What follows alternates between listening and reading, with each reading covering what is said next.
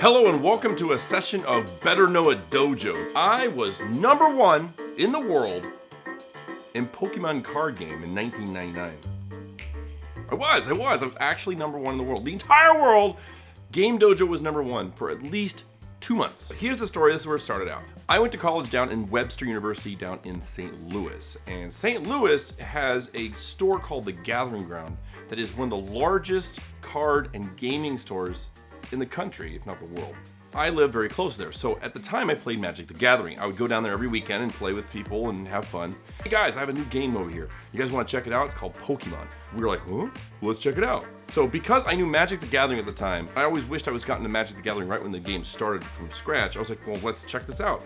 I immediately bought 5 boxes of standard base set first edition Pokemon cards, and I started playing. Eventually, they had their very first tournament. Because it was the number one location for the card to be dropped, it was also the very first international tournament for Pokemon. Long story short, I won that first tournament. So I won the very first Pokemon card tournament in the country. Second tournament, I won it again. So 2 big tournaments I won in a row. Number one in the world. DCI sanctioned tournaments for Pokemon. This was tournament number 1. See, look at that. Actually, I have a trophy. They gave me a trophy. First place, the Gathering Ground, St. Louis. See, I have my name on there. See, it was 4/3/1999. Did it again.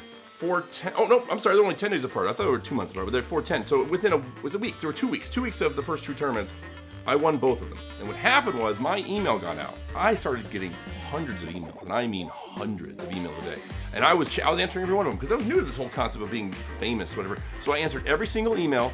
Time and time again, day and day. I was going to college, by the way. So I'd go to college, do classes, come out of classes, and just hammer out the emails time and time. I mean, it was crazy. It was insane. While doing that, Dojo contacted me and asked me if I would like to write on their website. I did deck builds. I think it was called the Dojo Deck Garage or the Pokemon Deck Garage. I'm not even sure what it's called anymore. Then things started to snowball a little bit.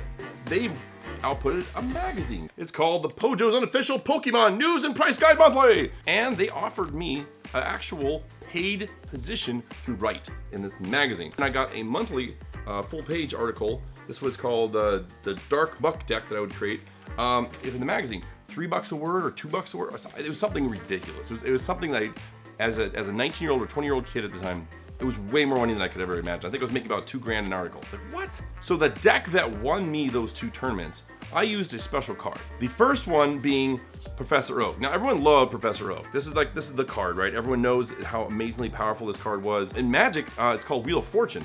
And it did for both players, but this is just you. This is the most powerful card in Pokemon at the time. But this card was broken, and I remember cycling through my entire deck, and this thing was this could speed through your deck so fast. It was amazing. It was the best card in the game. The card that won me every tournament, Farfetch. Now that's a card most people are like, what? You like that card?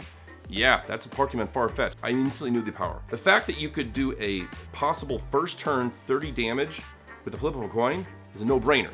So it doesn't matter if you didn't do the damage, you just can't use the attack again, which is fine. So you put them down, first turn, flip them over, attack, roll the dice, and there's a good chance with 30 damage, you kill the very first Pokemon someone put down, or at least can come close. This is a Pokemon trading card tour schedule. Look at that.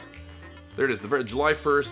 Fun little fact, I went to Mall of America for this tournament. It was the first time I was in Minnesota. I live here now. Outside there's stickers, Pokeball, Pokemon League, Jungle, Fossil, Rocket. Remember the first 3 expansions? Oh. As a sentimental token, I kept my very last winnings on my last tournament I played. Only because the last tournament I played was not a sanctioned tournament. It was just a fun tournament with some friends. I said after that tournament, I'm gonna sell all my cards, sell everything, but I'm gonna keep my winnings as kind of like a token of memory of what it was like to just, to win a tournament. It was great. I also bought the scry that was sitting there. This is the very first announcement of Pokemon in the Scry magazine. I still got most of my cards, as you can see. Now, this isn't a lot, because people are like, oh my god, I have boxes and boxes, that's all I got. But this is all first edition base set. Sandshrew. Sandshrew, look at that guy. You can see the little first editions. It's kind of faded. It's right here on the left.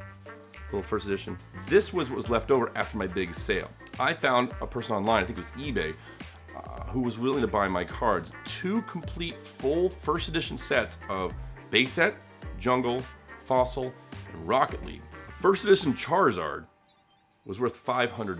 That's just that one card. You got Blastoise, you got all those other cards, all the foil cards, of course. And I liquidated my collection, and I washed my hands of the entire system. I was 25, 26 years old, and I couldn't really tell people I was into Pokemon back then, or won tournaments, because at the time it wasn't cool to like Pokemon. I kind of pretended it didn't exist. Then right around 2010, I started noticing that it was cool to like Pokemon. People were wearing the shirts, people were wearing the backpacks, and so I started telling some people, and their eyes lit up. You play Pokemon card game? You won the first tournament? Oh my god! The conversation was no longer an embarrassment. It was actually like, oh, that's cool! That's about it, guys. So I will talk to you guys tomorrow, possibly, at my 9:30 p.m. Central streaming time. And don't forget to check out my current vlogs. I got a couple here.